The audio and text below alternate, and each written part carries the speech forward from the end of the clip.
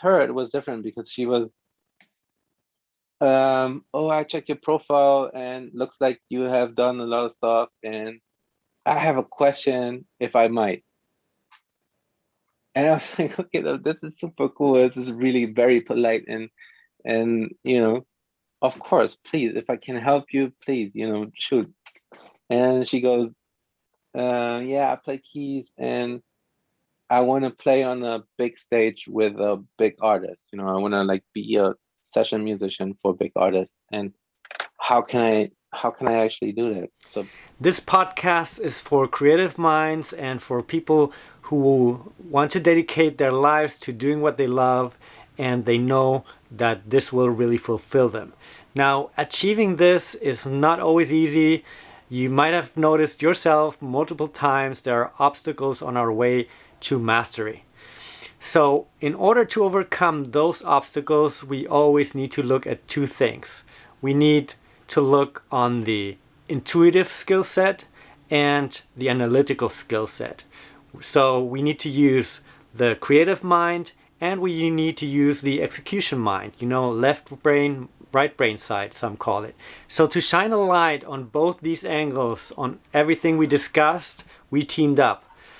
A really experienced music producer and musician, my dear friend Beezy, and myself, a multi-entrepreneur. Today we met up to draw conclusions about which motivations serve you towards your dreams and which don't.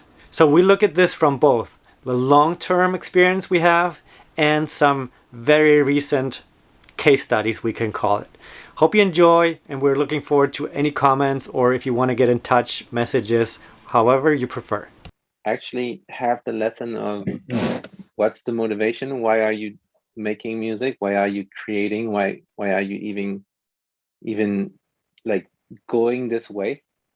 Because it's a lot of work, like there's selfish motivation, ego, there's pleasure, there's fun, and there's sometimes passion for music, love for music, or passion for other people. And in I see that in Christian musicians, a lot is that they are motivated through Jesus to actually share whatever energy God has given them.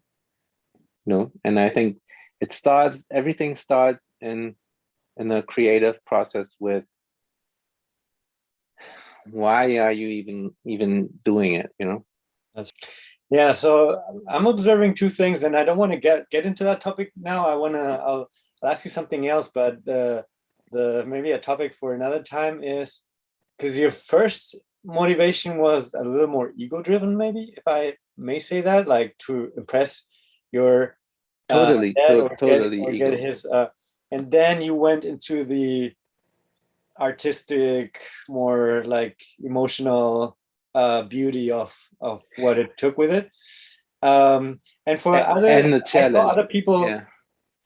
like the opposite way. For it goes even artists that like they start super young, and um, and I think first it's like about finding your flow when you rap and being really great at it, etc., etc.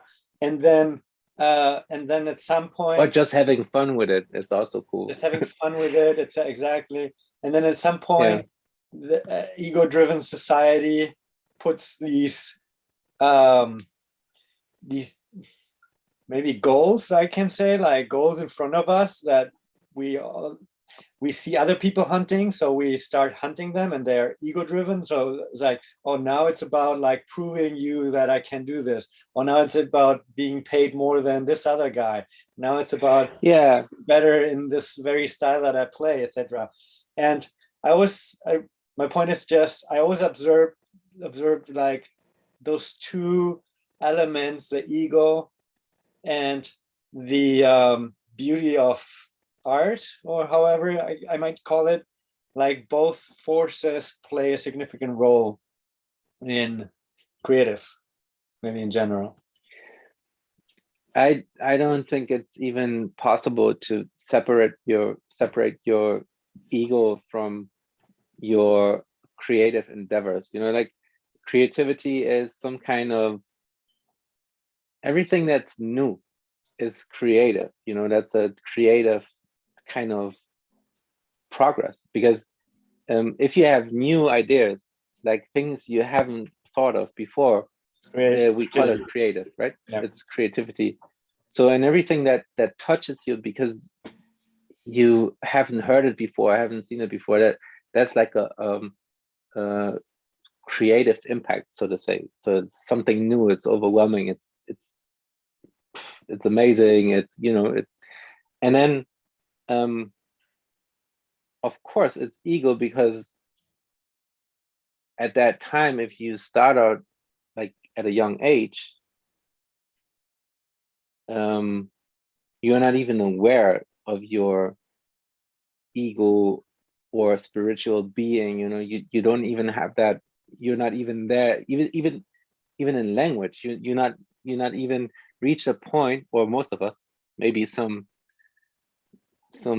amazing kids in India, or you know, or are spiritually like way further, but most of us only think in terms of, I want this, and otherwise I cry, you know. And that's very ego, because we kind of grow up in this, no, you can't have this, yes, you can have this, and yeah, this, here's a present, and you feel good, you know, like everything is ego driven, basically. So, but if you start having feeling good about it, or having great experiences, and you start to take it more seriously, by that time the challenge kind of kicks in, you know, naturally. It's only natural, because you are serious, and then you have you set goals for yourself. Mhm. I want to write a song. I want to be able to play the Phil Collins drum fill. Mhm. And then you have to practice that shit. And then you start comparing yourself to Phil Collins, the man himself. And then you think like, why are his tom toms sound really, really weird? how can I actually emulate that sound, or whatever, you know? And then you start tuning, you start practicing, you take off your Rezo heads, and yeah, there you start to participate in the competition. Yes, true. That's that point. And don't even get started with all these things that we do in production, where you have like a gazillion variables that you can adjust so you sound like this or that, like that, or more commercial or less than that. And there's Right. like millions of rabbit holes to go down to. But I want to bridge the gap a little bit to talking about this topic now. You started collaborating with somebody where I believe you saw like your younger self, your innocent self, your hungry self, younger self, and it gave you like a new rush of that same feeling that you probably had in other situations of your life. So who was that? What happened? Since we started this thing, where we, you know, this project, which we're going to introduce at a later point, maybe. But since we started this project, I was just really, well, first, it was by accident, as so many things in music. This happened by accident, because I was using this new app called Vamper, just for another project I'm working on. I had to like do some research on those apps, and then I downloaded it, and in my pessimistic worldview, I thought nobody nobody will be there, you know, like no actually talented person will Real use musician. this app.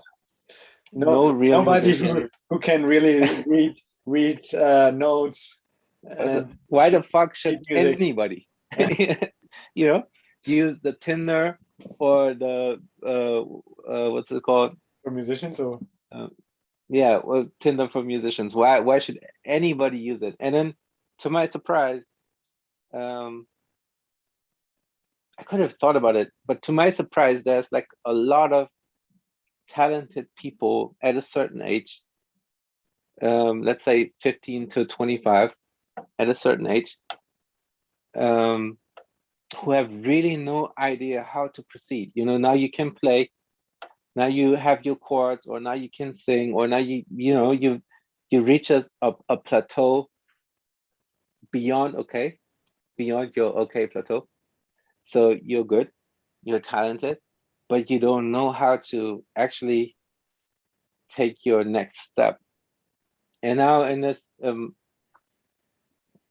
um, in this era of internet where everything becomes very fast, and everything is online, people can try like a million things at the same time. So they can try Vamper while they are sending emails to A&Rs, while they are on Facebook or Instagram looking around, while they're TikToking and whatnot, YouTubing, and so you have so many tools you can use. So it's not even so surprising that people also use Vamper, because why shouldn't they jump on every opportunity they can get to actually get some more attention, or find somebody else who can lift their career or help to lift their career to the next level. So yeah, so Vamper, I was like, it's like Tinder. It's exactly like, I've never used Tinder, but it's like Tinder.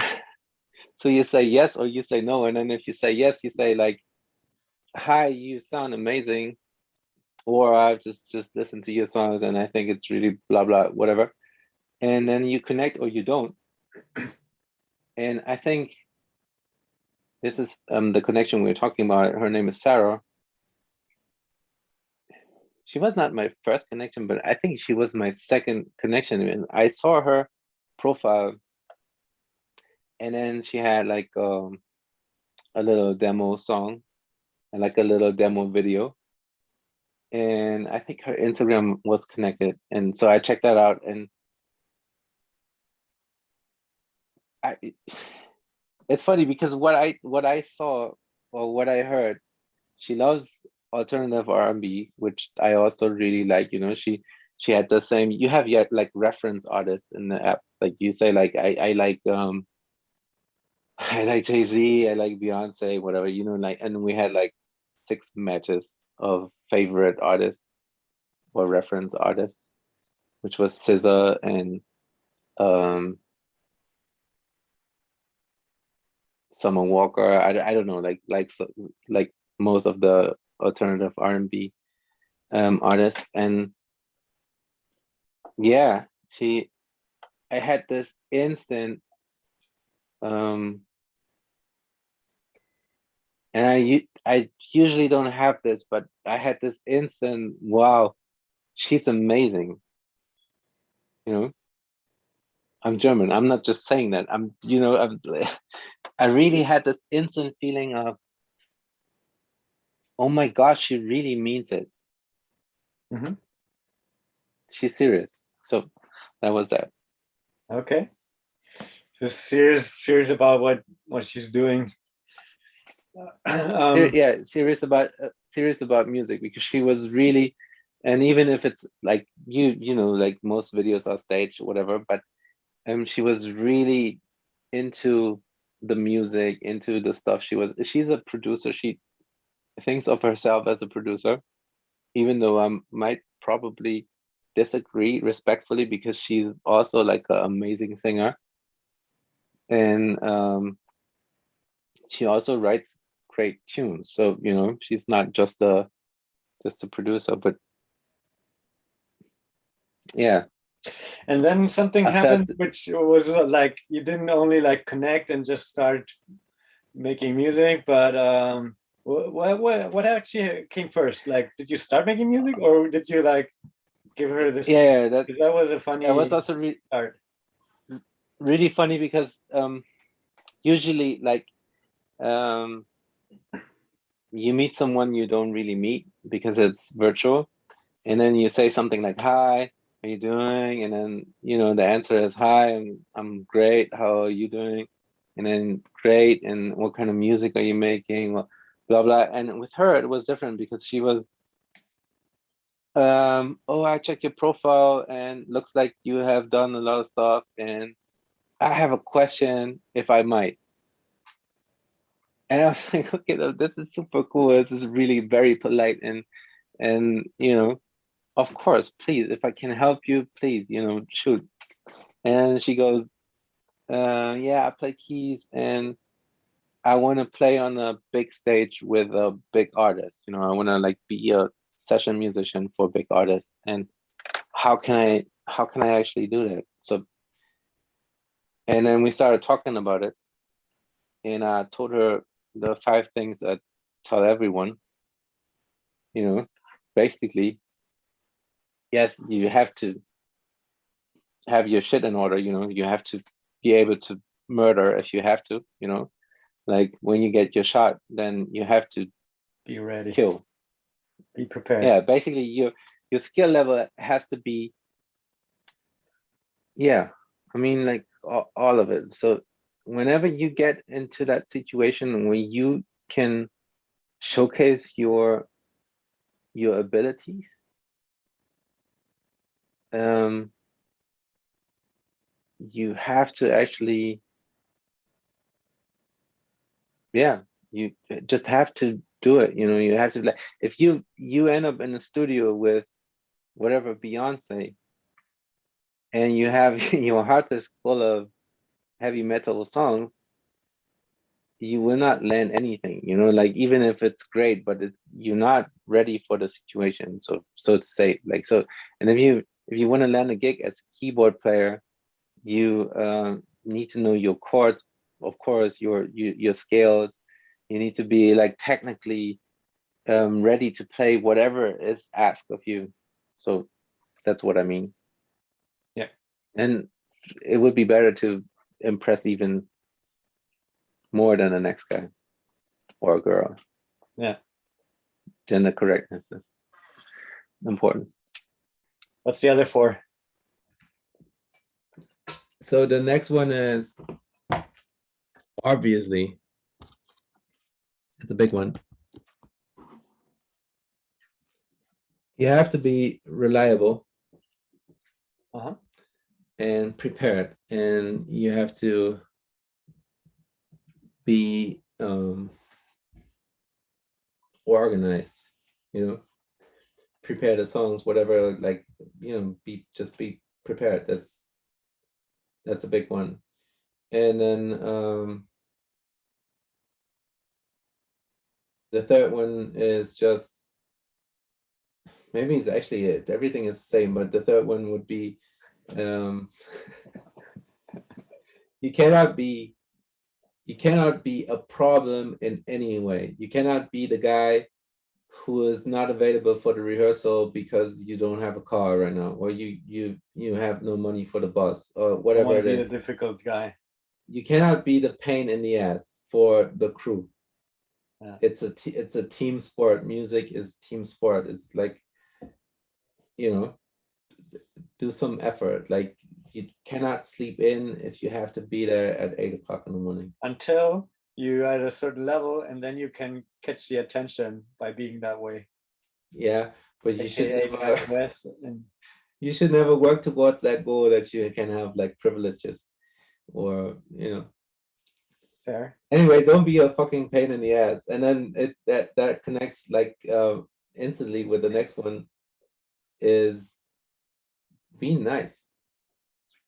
It's so important. Like, if you incredibly skilled and you can play whatever, like you can play everything, but you're not a nice person, nobody wants to hang out with you. And in the end, being with a big artist means being around those people like every day, basically 24/7. You wake up when you're on tour, you're on the bus, it's coffee, it's like a small talk.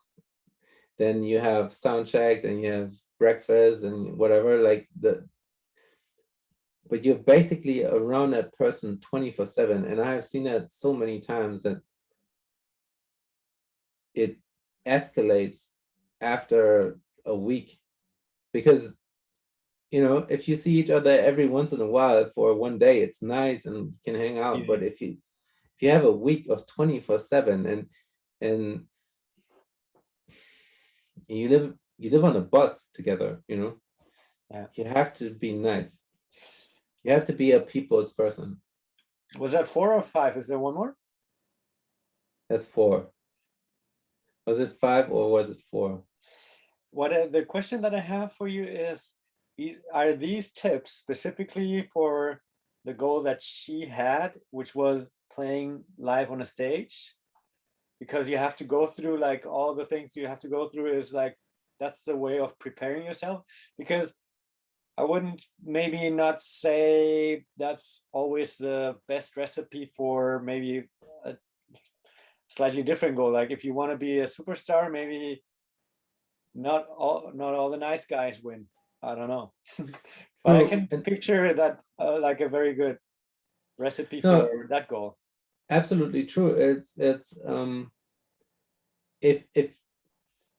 if you wish to be a session musician for big artists, you have to understand that you are not the superstar. You're a soldier. You're working for them. You are first and foremost, as a musician, you are supporting the song. Whatever you play, like if you play drums, you play it for the music. You play for the song to make the song actually great. And then you play for the artist to make the artist shine. You cannot, if you on a stage with an artist, you cannot just randomly play weird fills or like do incredible changes, because you will throw people off. And therefore, it's especially for that scenario. If you want to be a free jazz saxophone solo player, you don't have to worry about other people, because they won't even come to your shows. That makes a lot of sense. I mean, for how many years have you been like a session and live musician by now? Like you started when you were 16 probably, and that's like 20 years or something, if you sum it all up. For the last 20 years you've probably been it's been a long time. Actually, my first professional job was when I was 11, and I was playing in that choir, and I I quickly took over the drum seat because I was so eager. That's the beauty and the magic about this drive. Like if you're driven like that, you can do things you cannot imagine with your conscious mind, because it's on a subconscious level. So I took over like within a year, and I was playing for that choir, and that choir was actually like a choir for a very famous singer in Germany. Rolf Zukowski is his name. So he wrote like all the children's songs that everybody knows. So my first show with the choir as a singer was in one of the biggest concert halls in Hamburg, CCH, which was amazing because I have never seen so many people before. But at that time I was singing, and then I started to play drums, and I had some gigs with them, and like up to 1,200 people, and it was really awkward because I was playing all these children's songs, and I was a kid myself. And then the musical director, like all of a sudden said, like, "Oh, Robert, can you just present a drum solo to us right now? Like, what are you playing? What's the weird thing with the two cymbals?" And then she made me actually, like, I was blushing so hard, and I was like, I had to explain my hi-hat and my snare drum, and it was so awkward. That was my first, I'm in front of an audience. And then I went through church. German church is nothing like American gospel church, but like we tried to play those songs. Ended up playing in services with which made me a lot of money at that time because they paid us well. So I had more money than the rest of my friends with playing drums. So I figured maybe if I do it right, I can make more money playing drums. Was an idea. Um, and then everything was church. I started studying, and from there, it was Dutch artists from day one. Sony came to my final exam I had to do for school, and they cast me right away for this project guy, new singer, and yeah, that Was was that crazy. what's his name? Hansen Thomas, Oh, okay. the guy. Yeah, that's really that they set it up like that's where they came to, that where they chose to see me play, live with a band, because they heard of me from sessions and whatever.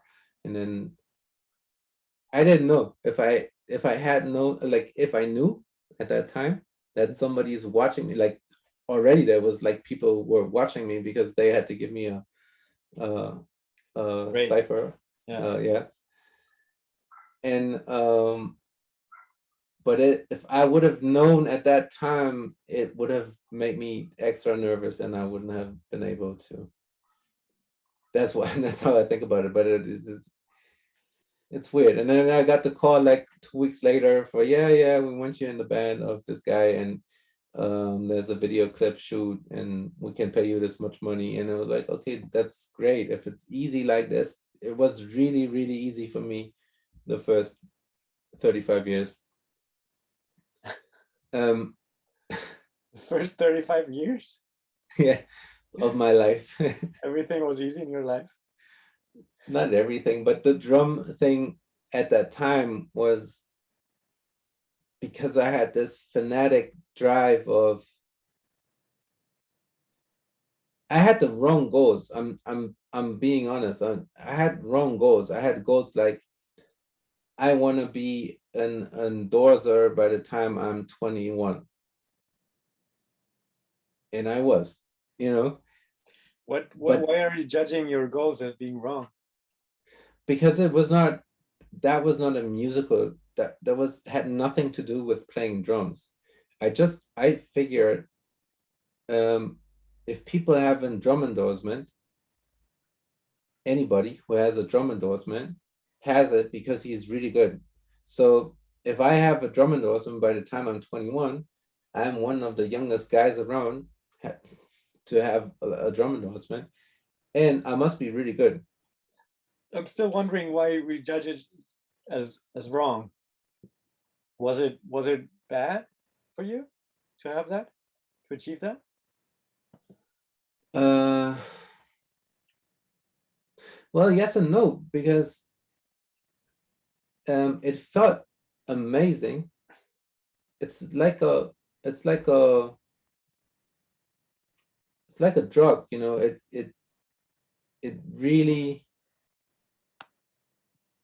um how to put that, it's it feels like a big reward for something you are not really being rewarded for, and that's something I learned later in life, because, and also at that time I didn't really believe that they would endorse me for understanding my level of playing drums. I didn't even believe them because I for the first time I got in touch with those people with like drum A&Rs, and I didn't really have the feeling that they could actually tell if I was good or not, you know. So, and no, I'm saying that because the right mindset, or not the right mindset, but a better mindset would have been, uh I keep working on improving my drum skills. I keep working on improving my administration skills. I keep working on improving all my skills because I want to be better. And if someone rewards me with an endorsement, it doesn't have to be before I'm 21, but it can be if I take it, maybe if it's a good deal, but it's not my goal, because my goal is to be good at what I'm doing and to be able to express what I want to express, instead of saying like, I want to have a deal no matter what. You know what I'm saying? Like, But I it's the wonder same. if you still did all the rest. Like, don't you think maybe that goal was specifically why you like at some point you realized, or it even maybe because you were endorsed, that actually pushed you to raise the bar? Oh, now I'm endorsed. Now I have to like uh, live up to the standard of this endorsement, etc. Yeah, a little bit, but yeah, later when I got bigger endorsements, that was definitely like a thing. But it's a little bit like you see in the record industry, especially around that period where it was a thing to be signed to a label no matter what. So I had friends, they formed a band, Tsunami Killer, and they Tsunami Killer was before Sri Lanka. Um, and they made like new rock music, like Incubus. They were really good band. English lyrics, all great, because they wanted to be rock stars, like or the guys back in like Crazy Town and those people. Mm. So, and they got so good and locally known that I don't know what it was, Universal, Warner, Sony, whatever label, came in and they got involved and they said like, guys, you're so amazing. We want to work with you. Switch to the German language and it's a done deal. And change your name. And they did. It's And they got classic. and they got rewarded. They got really famous. They are one of the most famous bands in Germany. But Who is that? Revolverheld, Oh, those guys. yeah. Uh-huh. So and that's all amazing, right? But it's not.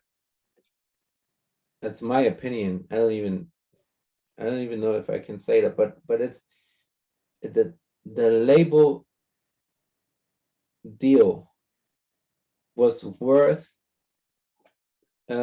giving up on your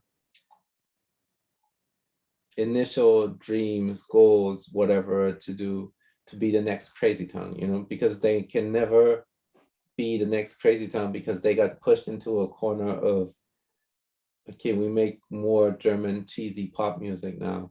Then they still got like a rock element, but it's you know Now they did get really famous, I have to say. yeah. Ultimately, what I believe is we have to ask them if for them it was like the right choice, or they would regret it or not.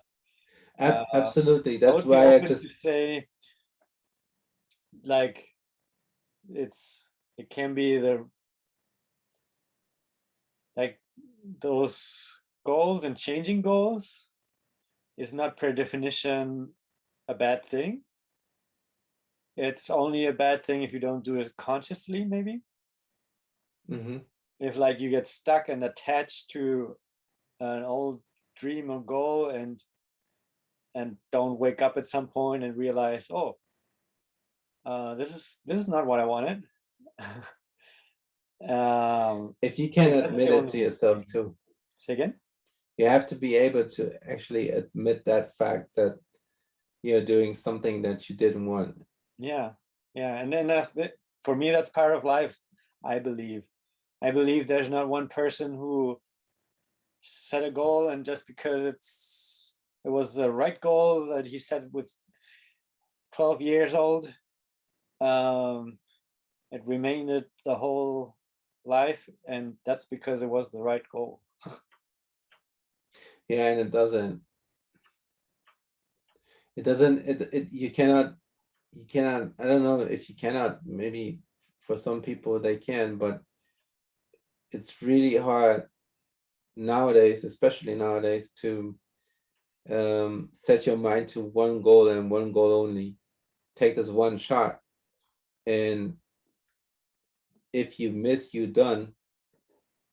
And if it's something that you actually don't really like, you done. Or if the environment changes around you and you are not flexible enough to actually go with it, you're also done. So yeah, but I also know people who took took the same path like that band, you know, and got famous with a song that wasn't their own, and with a song that they didn't like, but they just sang on TV because it was at that time the thing to the thing to sing. 100%. And I probably would assume like the majority ends up that way. I would have expected like an example, that you pick an example of somebody where that happened to prove your point. And I guess the fact that you took another example means, hey, there's like, it can go both ways. Just be aware. Go it can go in so many ways, but I see like I think a positive example, well, I have some positive examples of unknown, of less known artists worldwide, but I think like a guy like Tyler the Creator, or a guy like Pharrell Williams, totally agree, or a guy like even though Pharrell, you know, and so many others, even we know the Kanye story, all of our heroes basically. We know the Jay-Z story, we know all these stories, like but Jay-Z is maybe a little different, because if Jay-Z would have, I don't know him, I don't know his personal feelings, I cannot talk about it. Yeah. But I think he was also very smart at that time, and he changed his style a little bit towards the more commercial music at that time. So he was not hunting. Absolutely. Right. So he's a little bit different from Tyler the Creator, because I think what I see in Tyler is, there you have a guy who's getting inspired by everything he hears, but who's actually doing his shit. And if he doesn't agree to the music, or you know, if it's not something he digs, he's not doing it. Yeah. You wouldn't find him rapping on a whatever record, you know. Yeah, to me, the Jay-Z story, for instance, I wasn't referring to style at all. To me, the Jay-Z story is a strong reference for me as an entrepreneur.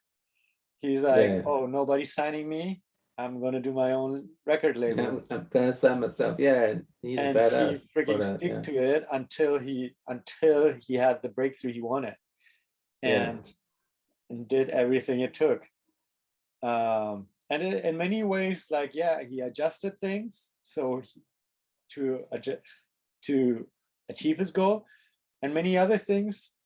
He was straight on his path.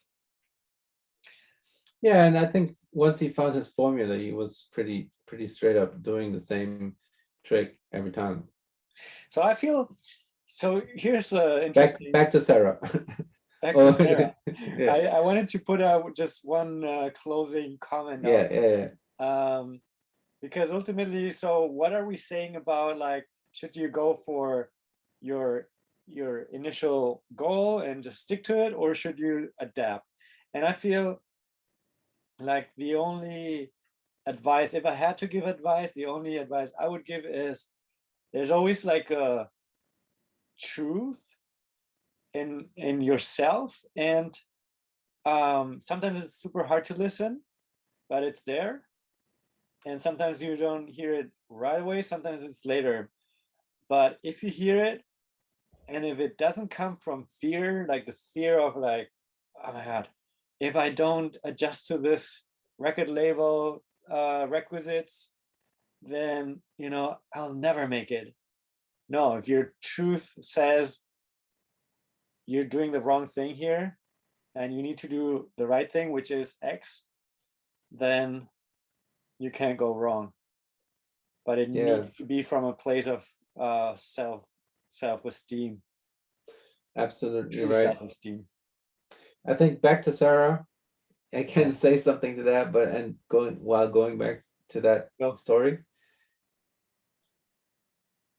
That's also one thing that I definitely saw in her, like, or instantly could hear, because she is so driven. You see that in her videos, the way she records herself, the way she's in the music, feeling it, like moving,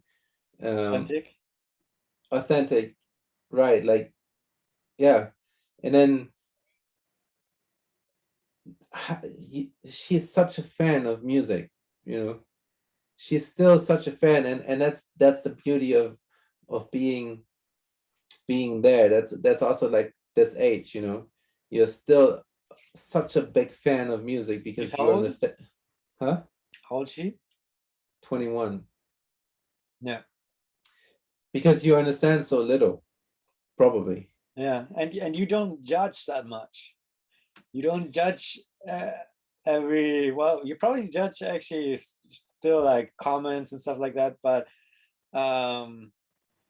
you don't judge like a million things that you probably only learn when you get into the music business, or executives, or a tour manager, or who knows what, like all those influences that try to explain the world to us. And all of a sudden, like the last thing that matters is the music. Yeah. Well, it's a tipping point of still believing in your dream. It goes for anybody, like really it goes, if you want to become a doctor and you want to become the world's greatest surgeon, and at that age you haven't seen anything, you have not seen a hospital from the inside, you have not lost a patient through your work, you have not saved a life yet also, but you have this clear vision of who you want to be and who you want to become and how it might look like. And then reality, it never looks like you imagine it to be. It really never does. It's way better or it's way worse, but it's never exactly mostly both. Or mostly both, yeah. And that's that age. That's this amazing age of,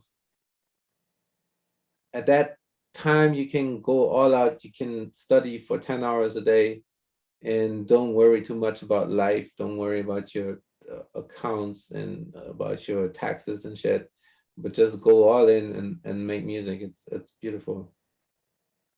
Yeah. The one thing that was funny or cool which happened, which probably, I don't know, would you say it influenced like the way you clicked with each other? And when you gave her like a tip about a song that she did. I told her basically, I don't know how coincidental that was, but we talked about this, so the 5 points, and I also just basically said, like, look,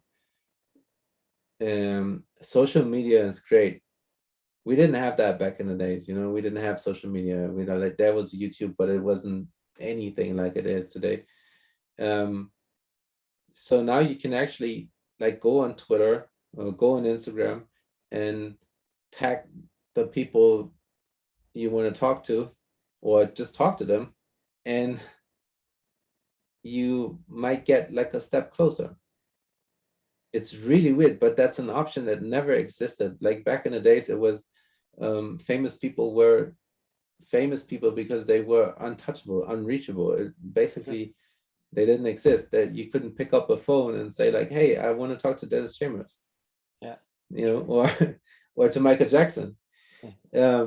And now you can Twitter like Migos, and you can actually get a reply from Nicki Minaj if you tell her that what she said on Twitter is shit. Then she will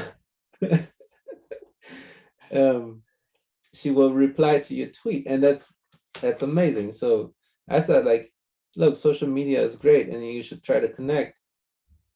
And then once you have done that, the real goal is to connect in real life, because once you got connected and made like your impression, which we assume is good because you're prepared and you whatever what I said before,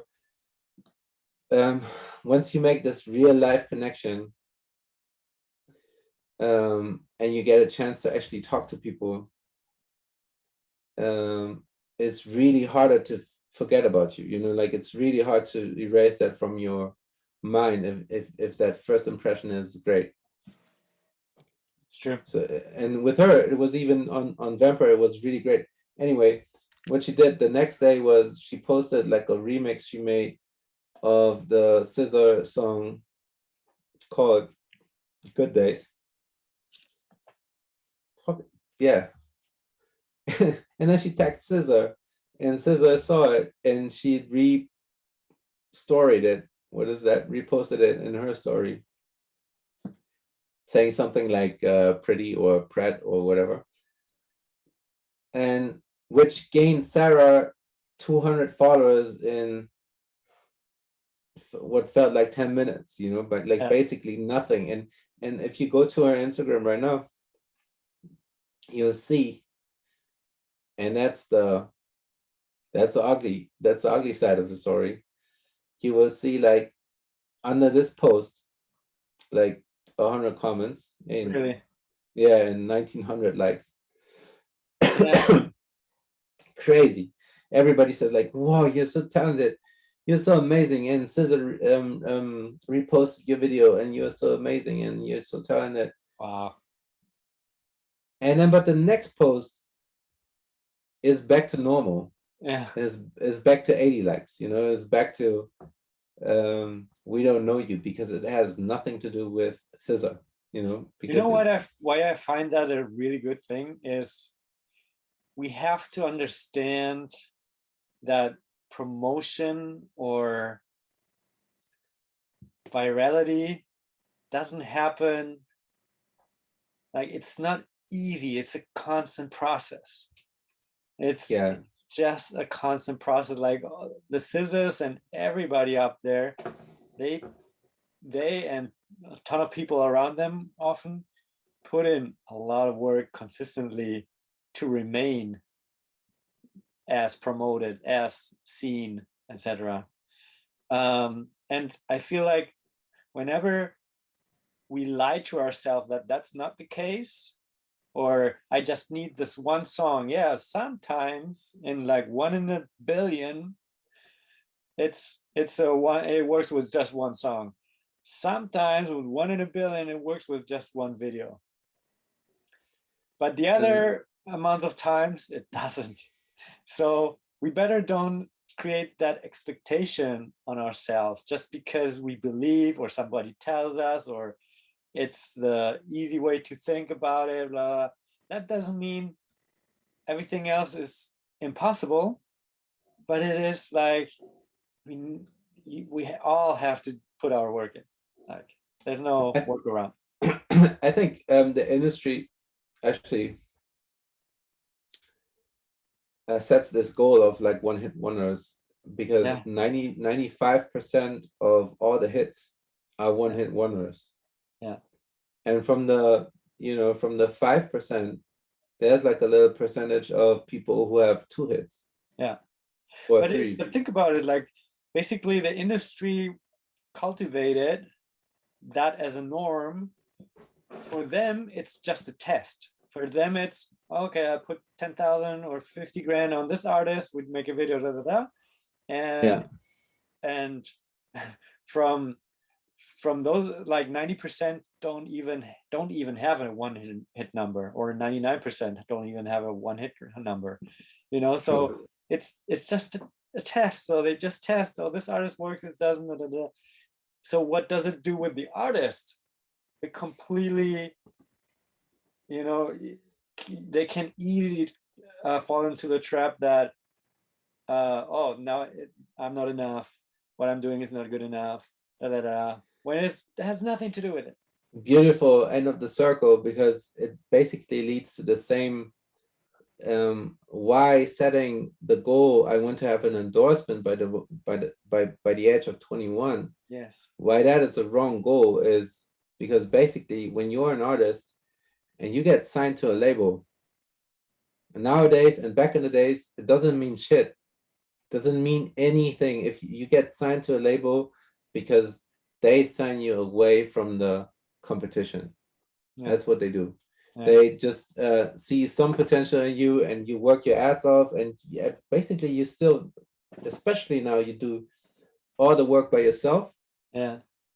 And you know, the label doesn't do anything. They don't even give you money because you have your record produced already, and you have your artwork already, you have your ideas about pictures, anything, and then they say like, yeah, fine, great, we're going to put it on Spotify.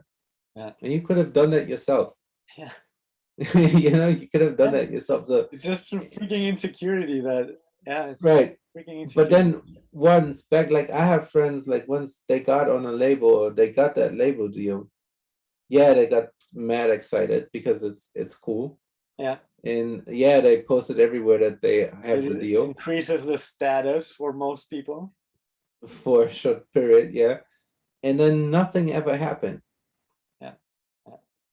Nothing ever happened. Examples too. Yeah. And I got the endorsement and nothing ever happened out of the endorsement. Yeah.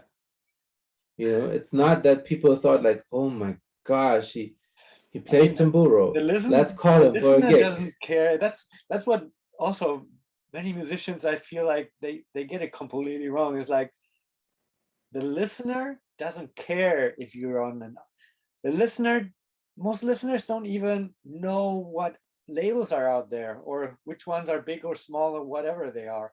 Right. They don't care. They just want the music. And such a small word. Yeah. And then I would also say like, oh, when you're signed at the label, good luck, because that's when the real work starts. That's just if anything starts, because sometimes they just block your fucking cock, and then you just being signed to that label and nobody is doing anything with you because they say like, yeah, we have to wait. Yeah, we have to wait. We don't like your clip idea. We'll have other guys to do that, but we have to wait first. And then you easily lose like 2 years in the process of a label cock blocking you while you could have been working on your shit and making your music amazing. That's exactly what I mean, is prioritize your music and prioritize your skill set and prioritize yourself, your ego, before everything else, and don't set like artificial goals like I want the label deal, or if I can reach this, I'm done. You're never done. Maybe a good way to test your goals is to ask the question that I was asking before: what am I getting out of this? Like when I'm achieving it, what am I getting out of it? Is that what I really want to get out of it? Like I'm signed to a label. Okay, what am I getting out to it? And if your answer is I'm going to be a superstar, then no, that's not what you're getting out of it. What you're getting out of it is maybe a little more marketing budget, but maybe research how many, like if a label signs 100 artists, how many of those get a higher marketing budget? I don't know the number, but I know enough examples to tell you all of these guys didn't. So everything that happened, like from one example I'm thinking of, is a nice picture when they got signed with all the label people, and then 2 or 3 singles, We're speaking. I can call you back, right? Cut. Bye. She wouldn't stop calling. I'm sorry. No, but I got you. Sorry. But yeah, so the point is, maybe it helps to ask yourself the question, what am I getting out of this goal? Is it really in alignment to the feeling I want to get out? Like back to what we were saying in the very beginning. So we make music to get a certain experience out of it, right? Some joy. We like some joy from the creativity, from the unbelievable things that we all of a sudden like created. I don't mean unbelievable because everything is great, but it's unbelievable that sometimes there's a song that wasn't there before and it was created in 10 minutes and we like it. That's a nice experience. Or sharing an experience with other people, like playing live and people dancing to it is a beautiful experience. That's so funny because I never liked my stuff ever. Really? Even not as a drummer. Even when I was listening back to my playing of drums, I was like, you know, because I had this, I compared it in my mental ear with like everybody who I found was great at that time. It was especially Jared Hayward. Shout out to Jared Hayward. And those guys, and I thought like, how's my snare sound not what it should be? You know, how's my kick not sounding how those guys sound? You know, like why?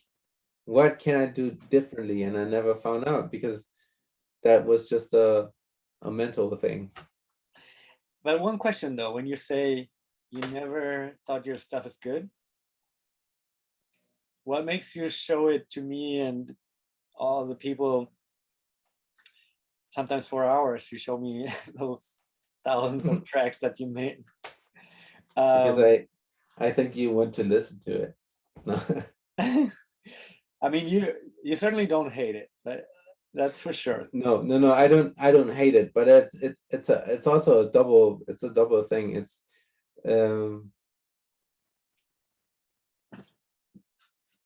of course there's like that's maybe the devil and the angel, and some anyone, I don't know who, whispers in your ear, you're badass, you can be badass, there's a good chance you might be badass one day, well done, everybody is congratulating you, must have been a good show, you know. It's probably the devil, I don't know, maybe it's the angel. And then the other voice is, dude, you're so far away from everything. It's unbelievable. Why? What were you thinking? And then you answer to that, to that voice. You're like answering is, I wasn't thinking anything. I was just playing. That's not good. You know, you should be aware of certain things. You should be aware of what is the keyboard guide. You should be blah blah blah blah blah blah blah. You know, that's. And I had that constant battle of, which led to, I'm not enjoying well, in the beginning, I cannot even say, because a hour show for me felt like 1 minute. I was totally not in the driver's seat. I was like, you know, adrenaline level was here through the roof, and I was just doing what I could do, and that's it.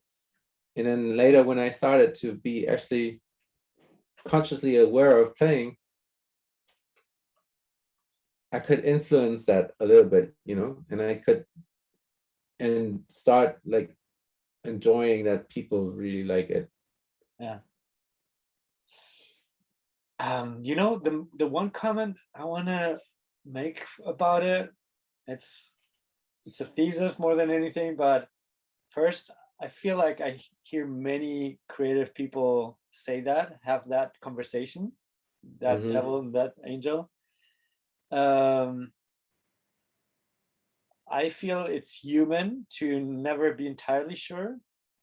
And I find, here's the most important thing that I believe is, the best way to, I think the best way to deal with that is to put it out and to let the audience, the market decide, and not to take it and to judge yourself, but to just leave it to them, and those who enjoy it to enjoy that, and those who don't to just skip it, because that's what they do. Because there's an overload, there's an abundance of everything. Like nobody needs what we do. Nobody needs what anybody anything. There's like, I don't know, like 1 million songs are uploaded to Spotify every day, I think, or something like that. Right. Right. So and move on and find a way to internally be okay, and Right. and let everybody out there be okay with their choice.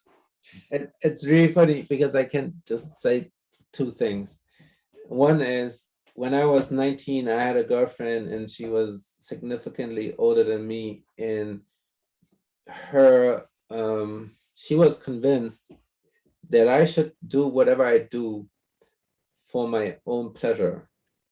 And whenever I feel satisfied with it, I should stop worrying about it. Basically, like a little bit what you just said, right? 100%. So my answer to that was, and that's what I believe. That's my belief set. My Belief system. belief system. I believe that people, human beings, are wired in a certain way, and that comes from back in the days when we were like hunters and gatherers, and yeah. and there's something to arts that is not in alignment with that wiring, and the wiring is people never applauded when you didn't do shit, because people applauded when you got the bear and you brought it home. Yeah. Or people applauded when you were exceptionally good with your arrow at shooting things. Yeah. And that's also how the rest of the work works. People applaud you when you score the goals. Yeah. And you make the most money when you score the goals. It's not that you know, like, do anything and the audience decides it. No, the audience just applauds to your effort and to your achievement. So if you're a Formula One driver and you come in 10th place every fucking time, it doesn't make sense, because you know, you need to be first. And if the people like you and then decide, they cannot decide that you're the best one, because the best one is whoever gets in first. It's so much more measurable, right? Like if you're a banker and you make $1 million a year, okay, you're doing a good job. If you're right. So and I think there's a hard wiring in human beings that it's not okay to come in second, because if you come in second, you might not survive. In nature, you know, that's like a long time ago. But I think there are like still rudimental forces that drives us, or that are driving us. I think that's intense. And in nowadays society, where you have like so many jobs where you like, nobody has to hunt for food anymore. We have to make money, but still, like, we want to make most money. We want to be most efficient. We want, you know, and in music, it's so hard because people applaud the hype, and a hype is whatever, or basically any musical hit or song, whatever. Nothing is 100% judged by the quality of the art, you know, because what the fuck is the quality of the art? Like, why the fuck is Thriller Michael Jackson, and how can that be like such a success? It's a hype, right? It's also great, but it's a hype. Yeah. Because PYT, or not PYT, but PSY. What's his name? Gangnam Style. Yeah. Sorry. Psy. Yeah. PSY and PYT. But Gangnam Style is way more successful than any Michael Jackson hit.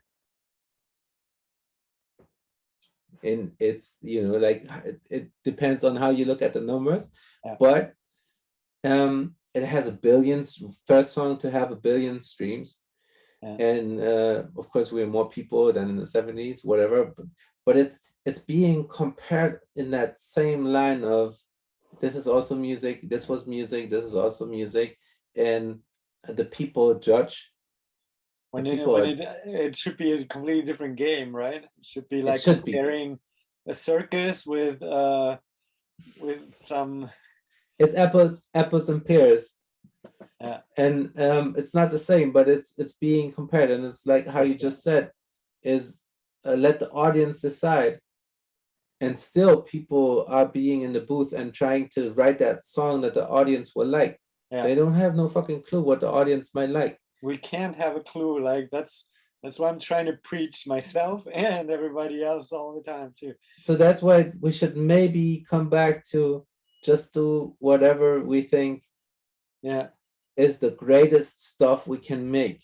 Yeah.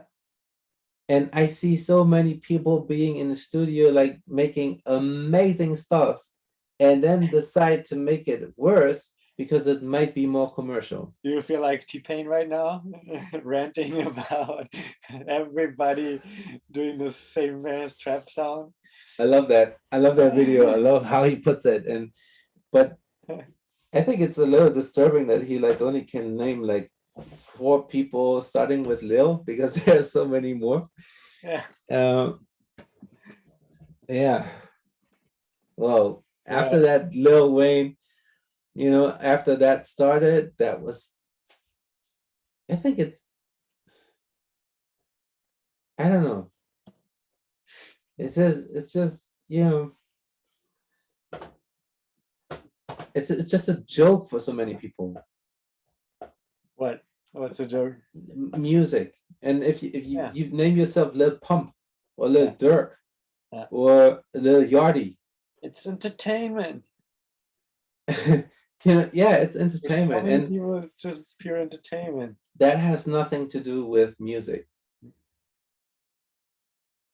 That's something I think that's something it's not up on us to judge. I mean, everybody can judge. I'm talking about myself right now. Like, who am I to judge what's music, what's not? Who am I to judge what's good music or whatnot? Like, I feel best, at least. I'm just doing it just for myself exclusively. I'm feeling best when I talk myself out of the rant that can come out if I judge, basically. Like, I hate 90% of what's on the radio, like all the time, every single day. Depends on the radio station, right? A little bit, but even like I try to listen to hip hop. I'm in a hip hop mood. I turn up 5 hip hop stations, and I hate it. Still hate 90%. In LA, because it's only commercials. Straight out commercials, and then they play the same song every 40 minutes. I mean, the heavy rotation consists of like, and I just hate it. Yeah, I know. So I can spend a lifetime hating on it, or I can just get away from it. And that's what I have to do. That's what I have to do as an audience in that case, right? That's me being an audience, also apart from being a passionate music producer, or what I can call myself. In that moment, I'm a listener, and I have the option to judge or to skip it. I know what you're saying, but take any other job, maybe not any other, but like take athletes, for example. As an athlete, a race driver. Let's take a race driver because that's more complex than just being a runner. But you have to have no as a run like as a The runner. runner wouldn't agree. Maybe. I know a runner wouldn't agree, but like you have as a race driver, you have to have a certain level of fitness. So you also have to keep in mind, like you have to also take care of your diet. You have to take care of your workouts. You have to do your cardio. You have to do all the fitness stuff. Then you have to be incredibly uh, blessed with your eyes, and you have to train your your balance. You have to train your independence, your coordination. You have to train all that to drive a car. And then on top of that, you have to also be able to um, diagnose whatever happens to your car while you're racing. So you hear a certain sound and you have to be able to see, something with my right rear wheel is off. I don't know. I hear like and I know that from Michael Schumacher, who is like a real famous German Formula One race driver. But this guy was able um, to actually uh, disassemble his Formula One car and put it back together by himself if he had to. You know, that's how amazing this guy was in, in his skill set. Like he was so advanced and ahead of the competition that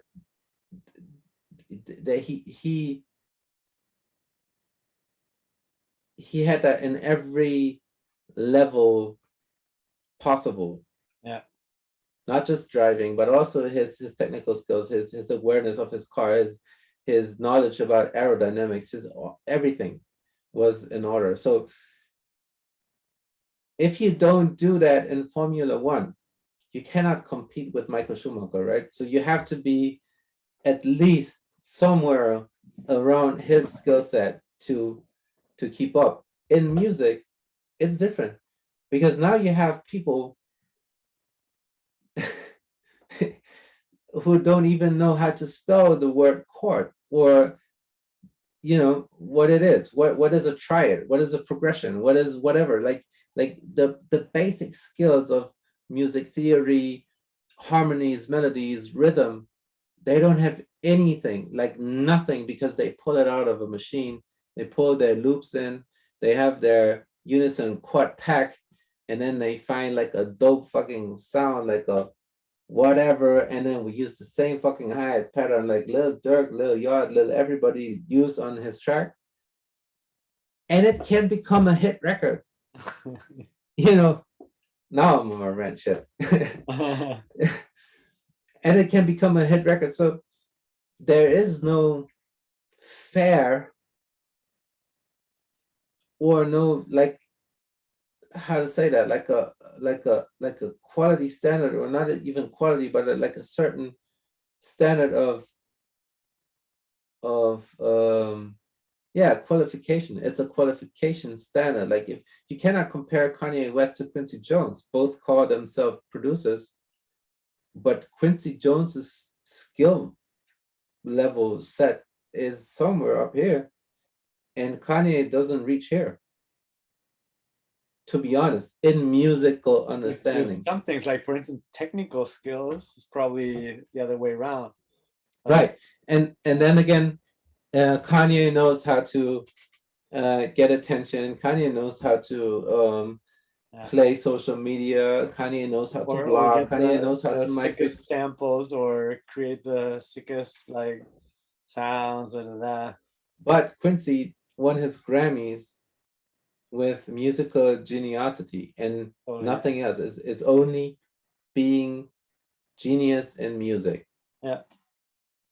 This guy he didn't even have to promote himself because his music did the work for him. And in Quincy's case, actually, all the people that he worked with were blown away by his musical skills. That's why everybody wanted to work with him. That's why he got to work with more and more um, excellent artists or famous artists, etc. Because everybody wanted him as a conductor, as a composer, as an arranger, as everything that they could. Producer, of course. Yeah, which also, of course, like it happened to Kanye later, but it's not the same way. It's not the same path. It couldn't have been because they are apart like 50 years. But what used to be a standard in music, you know, that Barry White, he could play drums, he could play strings, guitar, everything. He sang everything. He conducted. If you see videos of Barry White conducting an orchestra and telling the first violinist, like, yo, you're not in tune, your pitch is off by half a note, like tune your violin. That's incredible. You know, that's an incredible set of ears and musical brain and passion and awareness, whatever. And yeah, it's crazy. I mean, that's a big part of this is how technology disrupted the creation of music, and I feel like that's a different topic. Maybe that's an interesting topic. Very for interesting. Another session. Yeah, this one was more about motivation. Anyway, Sarah, it happened. She did it. Cesar reposted that, and she was really happy. And so from there, we just said, like, let's work and let's make beats, because we have a certain. I've never met her. I've not even talked to her yet. We're just on texting. WhatsApp. But you created what, 1 or 2 songs? 2 songs, right? 4. 4 tracks. Yeah. And one of them, like, she didn't. You were thinking like who could possibly sing on it, so she sang on it, and it sounds amazing, right? Yeah, we made 4 beats so far. She's working on the 4th one right now, and then she sent me one demo, which I loved it so much it just took over production. You know, as I she sent me the song, and she said, like, I don't like my singing. I don't like to listen to myself, and I can't sing. That's what she told me. I can sing, but I don't like to hear it. I hate to listen to it, basically, you know. And then she sends it, and I was like, oh fuck, this is so beautiful, man. It's very pretty. And then she just wanted some advice on that track, and I started working on it, and I sent it back within 10 minutes. And I said, like, I would do something like this, and I had added drums and like a bass line and some sounds, and then she loved it. She was like, damn, yeah, it's definitely the right direction. So I kept working on it for 2 days, and now it's kind of done. On my done. Standards, done. It's done, yeah. What I liked about it was I felt the influence she had on you was that also she got you back to simplifying a couple of things. It was like less elaborate than some productions that you do lately, especially in that slow soul, alternative soul stuff. And for somebody not as deep in that genre as me, for instance, I like that aspect. It was easier to listen. I felt was I don't know if I can say it like that, a little more poppy, like a hint of more, because of the simpleness. Yeah, she definitely like I